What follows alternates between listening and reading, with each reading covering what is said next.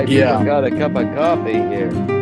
I do too. All right, Yeah, this thanks is a lot for tuning in. Here we are back, the X-Pac show.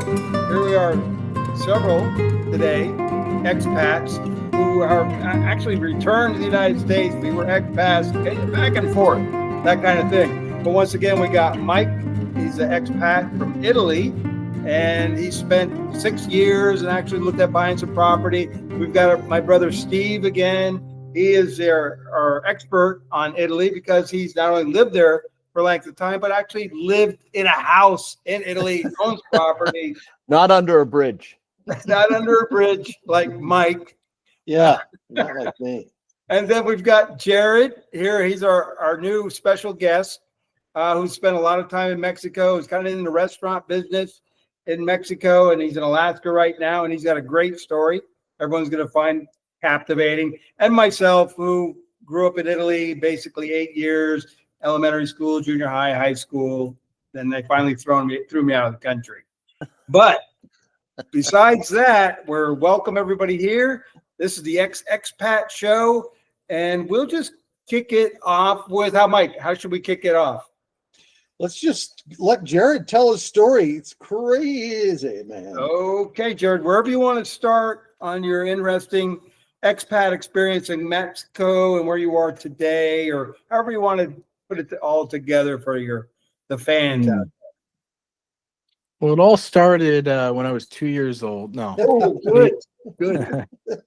no, I was married to I was with a Christian missionary outfit, and I met a woman from Tepic in Mexico and married her, and she moved to the States with me. We were married for 10 years, and that ended, and we had 2 kids together. I was posted up in Mexico during the divorce stuff, and it's kind of a long process in Mexico, 2.5 years. So I decided to build a restaurant in San Pancho, and so I could be close to my kids and kind of restart life. And I did that, and long story short, after 6 months, kind of ran out by the local mafia, and that's there's an element there that didn't want competition. So I want to just interject. San Pancho is actually where my mom and dad, Steve, Mike, and our parents actually lived for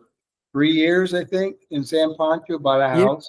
Yeah, I've always been most of my life I've been connected to the Honan family in different ways. It's a really weird thing. Depending on where he lives, there's a different brother in that state. I'm not a brother or a cousin or one of your nieces or nephews. It's extensive. I was actually pen pals unknowingly with Cara Honan when I was in 6th grade through 7th grade. And I have pictures that she would send me of like what Unalaska was like and all this stuff. And then later on, did a cross country bike trip with Youth with a Mission. And Dave Honan, her cousin, was on that trip, and we became best buds. And we made it all the way to the Olympic Games over in Atlanta, Georgia, and they had a big amusement park set up for all the teams that came from all over the world, all the sports teams.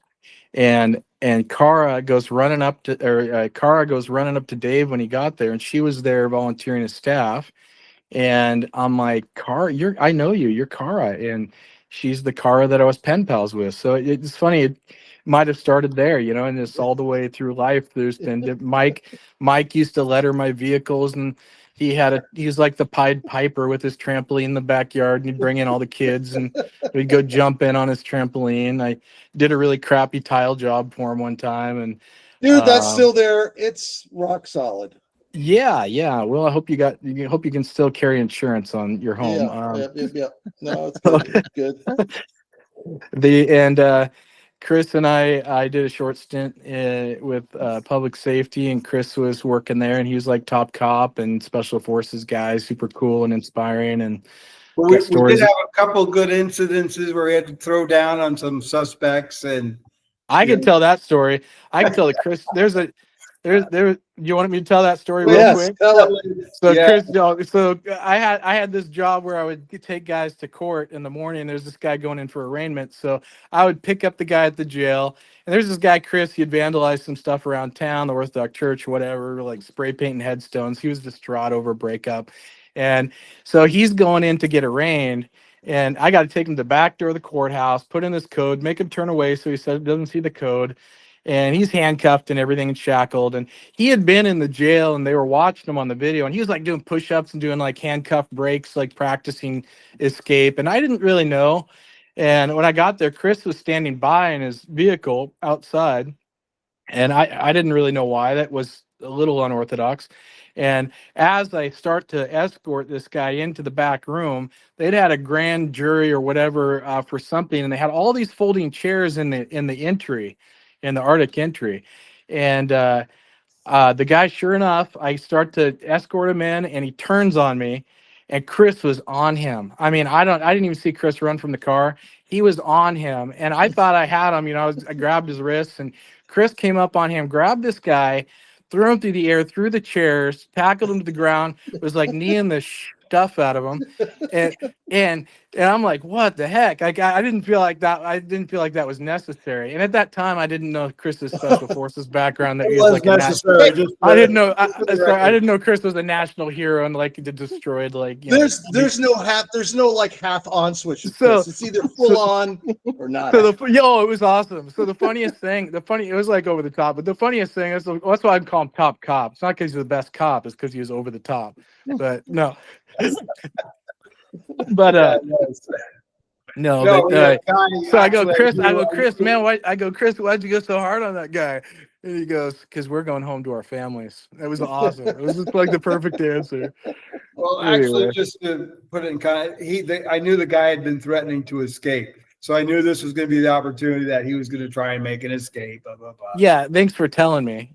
I didn't want you That to. would have wrecked the whole. Didn't want to Then scare you would have you. had a story, Jared. You'd have no Send- story if you Send in the newbie. Send in the guinea pig. You know? The bait, Oh, it was jail awesome. bait. Yeah, the stories, man. The stories are the best part of life, right? Yeah.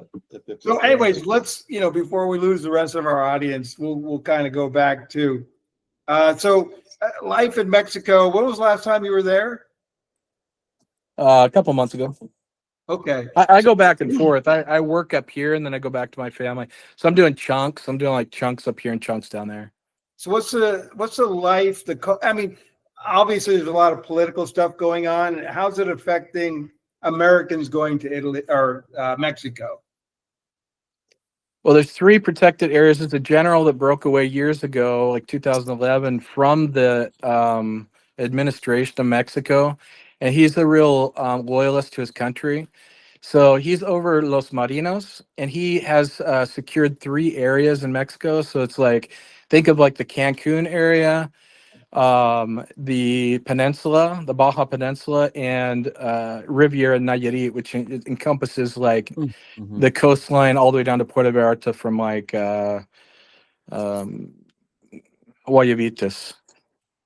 So that's kind of like the safe place, kind of for Americans. They're very safe. They're very safe because they got truckfuls of badasses that will show up and like kick your ass if you do the wrong thing. So Okay. I mean that's where they caught Chapo's the head of the Sinaloa cartel, El Chapo. They caught his son in Puerto Vallarta. They didn't even. Really? Oh yeah. They caught him at La Leche, this nice restaurant. And Puerto Vallarta is a big tourist attraction. A lot of cruise boat ships, and Mike's been there a few times. He loves Puerto Vallarta. Yeah, it's become. It went from in my 30 years going to Mexico. It went from the romantic. There were a lot of movies filmed there that were kind of like black and white movies back in the probably 40s, 50s, 60s. And it went from being like famous for the romantic zone, and the romantic zone since then has taken on a new meaning. It's Puerto Vallarta is now like the alternative lifestyle capital of Mexico.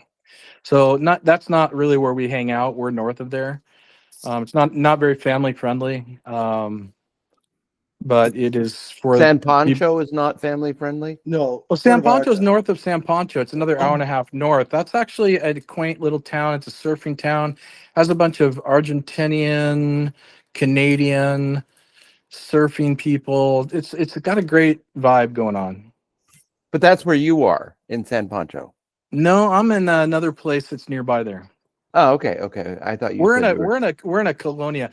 So Riviera Nayarit goes from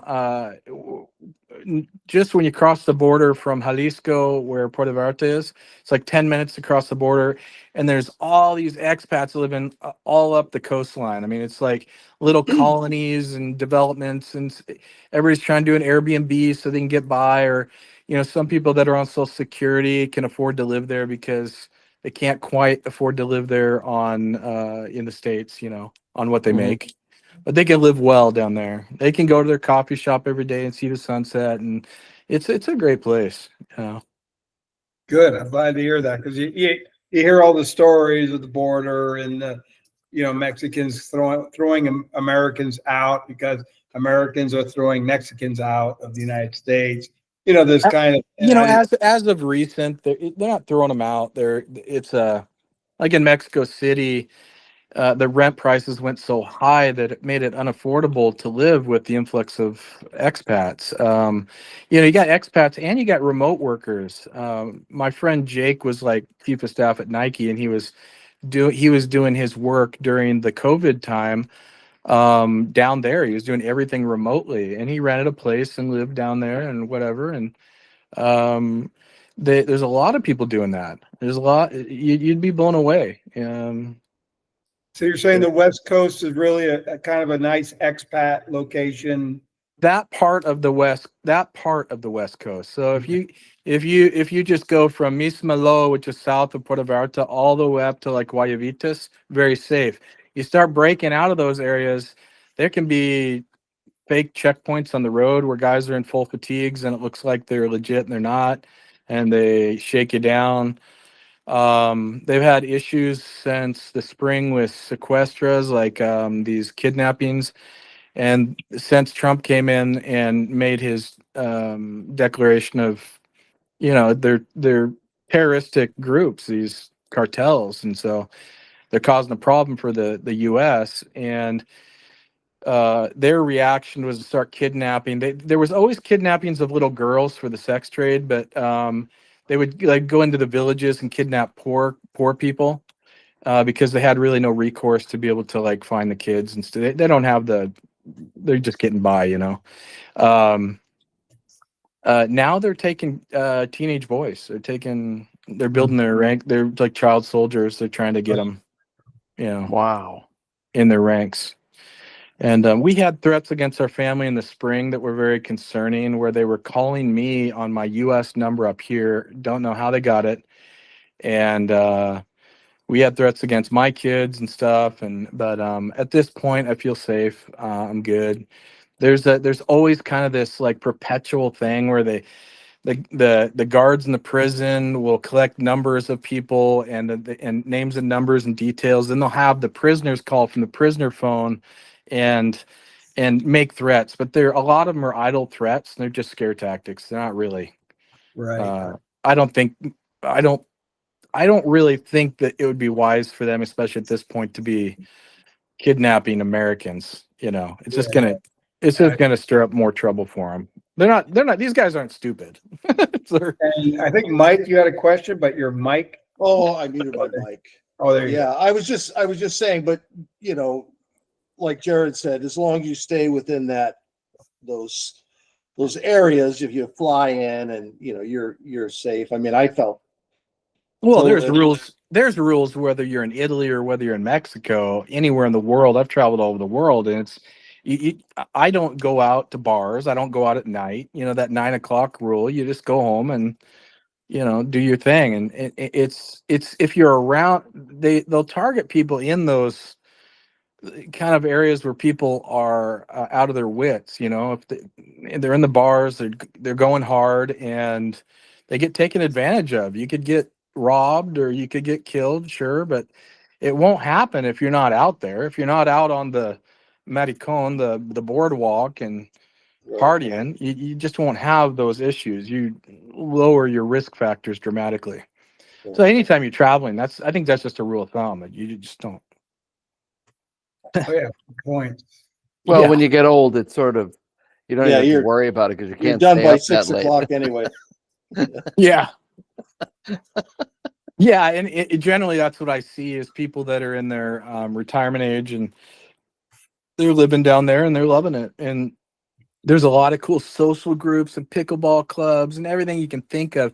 The Canadians have been really innovative. They love pickleball, and you see these pickleball clubs popping up everywhere, and they're very safe and secure. And they have a security guard outside, and they're great. You know, there's great things to do. There's surfing clubs, and one thing that bothers me is you can't run your own boat in Mexico. I always wanted to have a fishing charter, and you have to. They have kind of a Mexican mafioso type setup where you have to have a Mexican captain. So they keep their eyes on your business. That's not something I'm going to do because I just don't want to be a part of that. Yeah. But there's some things you can't do. But yeah, the best thing to do if you're down there is to plug in, go to a pickleball club or go to whatever you like to do, and start networking with people and ask questions. And there's lots of forums to be able to see how to live down there and how to transfer your vehicle down there and all the stuff you need to do, and you can find all that. It's all out there. Right. Do you want to go into what you're doing now in Mexico and your situation in Alaska, or? Yeah, before the stroke, I was just getting my third restaurant going. I've had this will be my third one. I had one that the mafia ran me out of in San Pancho, so we moved into Vallarta or Nuevo Vallarta, and we had a sushi restaurant. And COVID shut that down. The government shut down all the foreign-owned businesses, and then we kept it going, just doing producing sushi out of a little shop. And my nephew took that over, and he's buying that out from us slowly. And then I was building a ghost kitchen, which is going to have several different menus. It's a commercial kitchen that only does delivery.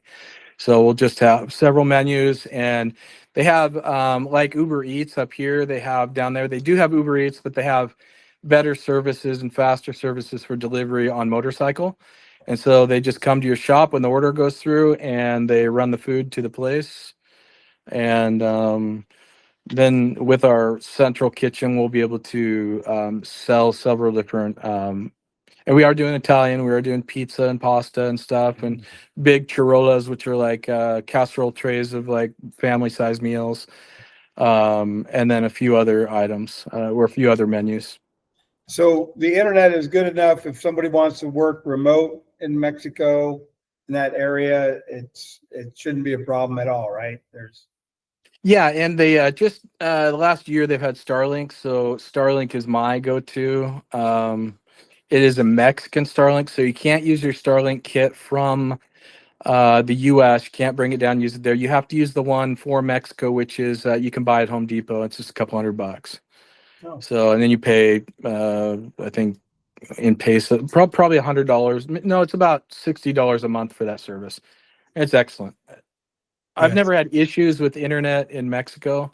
When you get out of the populated areas, you do have issues, but generally in the populated areas, you have no issue. Right. And I know you're kind of in a misfortunate situation right now while you're in Anchorage. Do you want to go into that at all? Because you set up a GoFundMe site. You want to touch on that at all? Yeah. The stroke left me the Friday before last, left me unable to move my left leg, and my left arm is messed up, and I'm starting to get feeling back in my left arm, but it's left me just really hobbled. And what I was doing was selling my vehicle to finish off the restaurant and transitioning out of Alaska, and then this happened. So put me in a bind. So I'm just I did do I think it was Chris or somebody told me to do a GoFundMe page. So I'm doing a GoFundMe page, and I have a friend here that's helping me work on selling the truck. and getting the storage unit cleared out and everything sold so that I can just make my transition. So I do need to get a doctor to sign off on me flying because I don't want to have another stroke. But I think I'm in the clear there. I'm on meds and everything, and just gonna be down there and be with my wife and 5 kids and doing our thing. So that's I'm in transition. We will put the link in this description below if you're interested in helping out Jared with his transition. Be much appreciated. And when you go to Mexico, you just visit him. See how There you he's go. Yeah, the other thing for years I've been wanting to do a immersion language school down there where people can come and we'll have a house rented for them and they can be on their own to rent a vehicle or take taxis or Ubers or ride share or whatever to get around, but to do like an immersion experiential type language school to where they can learn their basic Spanish the way I did.